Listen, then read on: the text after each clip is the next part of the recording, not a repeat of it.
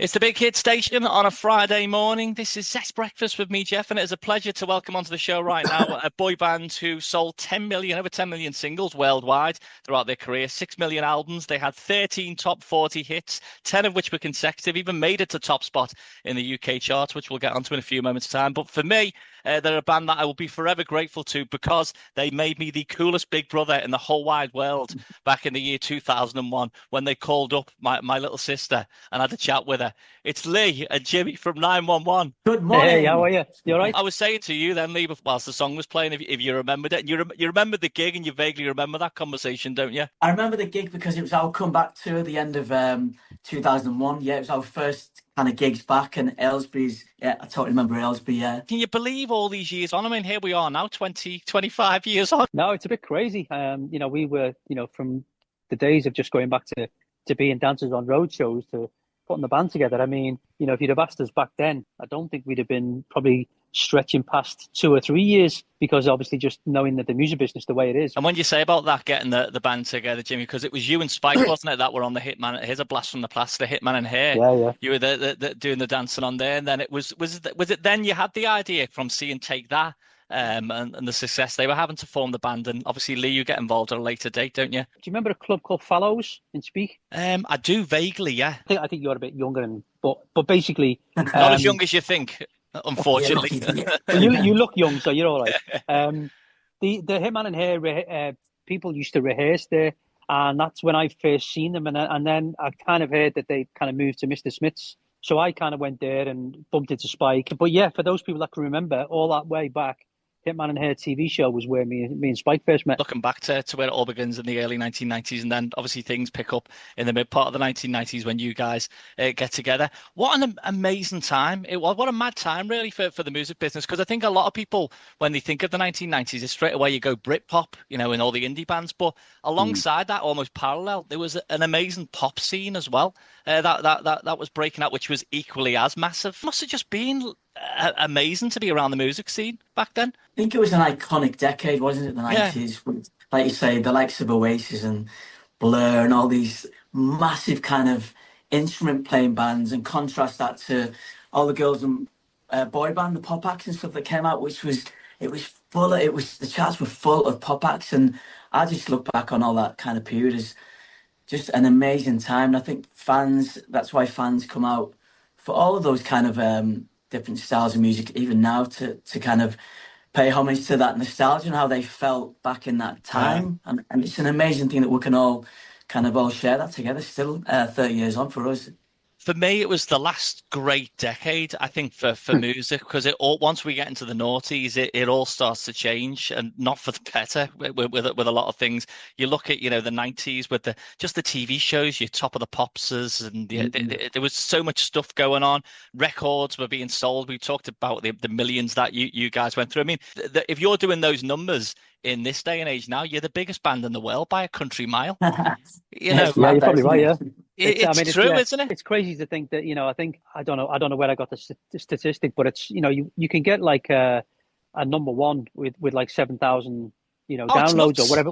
Yeah. And that's crazy when when we were, probably 100,000 a week just to get yourself in the top three. You're right. I mean, it's an iconic decade of music. Yeah, and then you had the music magazines, the smash hits, wasn't it? Did you Mhm. finish? You were running up to best newcomer to a little known band called the Spice Girls, weren't you? I think one year. Hey, that's a good start. Yeah, I do remember that. We were Yeah. gutted, but obviously Spice Girls just took over the world, and they're on the same label as us. So I think their success actually made Virgin Records put more money into us, which is great. So Yeah. thank you. All right. Well, what I'll tell you what we'll do is we'll play one of those big hits of yours right now, and then we'll catch up a little bit on the other side, and we'll talk about the reunion tour. Our guest this morning, Lee and Jimmy from 911. Thank you. It's the Big Hit Station on a Friday morning. This is Zest Breakfast with me, Jeff. Still joined by our guests this morning, Lee and Jimmy from 911. So you're back on the road. Very, very busy this year. Not only are you going to be supporting Blue on one of their anniversary tours, but then you've got your own one later on this year. How did the Blue hookup happen? Because I was thinking about this when I was looking at the bits and bobs about you getting involved with Blue. But I can imagine Blue sort of looked up to you guys when they were launching their career. I mean, it was funny you say that. We had a conversation. We did a gig in Vietnam with Blue a year ago, whenever it was, and it's really really funny you say that because after we did the show, we had like this kind of VIP bit, and Simon and Anthony were sat there, and I was chatting away, and they were like, we used to look up to you guys when we were like when we first started. It was like, the band thing. Obviously, we've been going 5 years later, earlier than they were. So yeah, it's really strange to hear that because we've known the boys for a long time now, and they're lovely lads. They're all amazing. Got some great songs as well. How does it feel now being seen as the elder statesman, shall we say, of boy band? But the thing is, as a genre, if you think back, sort of, like to the 80s and all that and stuff, they have the time and they go away. But there's something about that 90s period, the likes of you guys still going strong.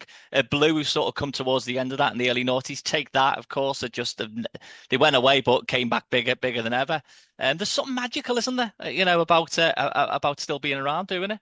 Nostalgia, isn't it? It's just that word. It creates so much kind of emotion and feeling, Yeah. and it takes you away from your current reality, whatever that may be in your life, and it kind of it takes you back to the time where maybe you were a bit more things were a bit more freer for you. You were youthful. You had so many friends, and you just had lots of adventures and stuff like that, and you didn't have the responsibilities of what you have today, maybe, and it's the people power of love music, that. isn't it? It really, really is magical and never ceases to amaze me, the power that it brings. I'll go back to last year at the Oasis Live 25 shows. That's the closest I think I've ever came to experiencing time travel, because as soon as they come on stage, I was back in the 1990s. And I suppose it's for anyone to see your favorite band, and it'd be the same for your fans. As soon as that song hits, that brings back that memory, you just transport it back, and it is just such an unbelievable experience. And we talked about the numbers of the records that you guys have sold, but some of the massive hits, Body Shaken, Private Number, Don't Make Me Wait. Of course, you got to #1, didn't you, with a cover of Dr. Hook's a little bit more. What I do want to know, though, with regards to the tour, I mentioned Body Shaken then. Jimmy, have you and Spike still got the moves to go along with that tune? Obviously with the I don't think we've actually taken anything out of Body Shaken. The show that we do, we've always said that it's got to be either 110% or not at all. So every routine that we've always ever done, we've still got all the moves that are still in Body Shaken. They're all still there. Talking of the tour, kicks off actually 14th September. I think it's right here in Liverpool, isn't it? At the Epstein, unless my details are wrong in front of me right now. And then you swing back around in November. So yeah, there's lots going on then for you guys, isn't there? And you just mentioned something before then about Vietnam, Jimmy. Am I right? This might be me being fed misinformation, but did you guys end up having a #1 in Vietnam in recent years? Yeah. We released a song called "I Do," and we did it as a bit of a partnership with a Vietnamese artist, which people will say it differently, but Duke Phuc will call it. Is basically his name. And yeah, we literally went over there, spent a bit of time in Vietnam, released it while we were there, and it went ballistic. And I think we're up to like 83 million views on it now. Wow. And yeah, it went #1 right across. Well, that's great. Well, anyway, you know what? Thank you guys for coming on the show. Hopefully we can try and catch up again when you're back in with your tour. Obviously, you're going to be with Blue. We'll put details on all the socials. You can check out how you can find out how to get your hands on tickets. I know a lot of the venues are already sold out. I think one of the Liverpool dates definitely is as well. But yeah, hopefully we can catch up with you again later on the year. But Jimmy and Lee, thank you for. And next time, let's not leave it 25 years to catch up again. Yeah, let's do it again later on this year. Thanks so much, man. Bye. Take care, mate.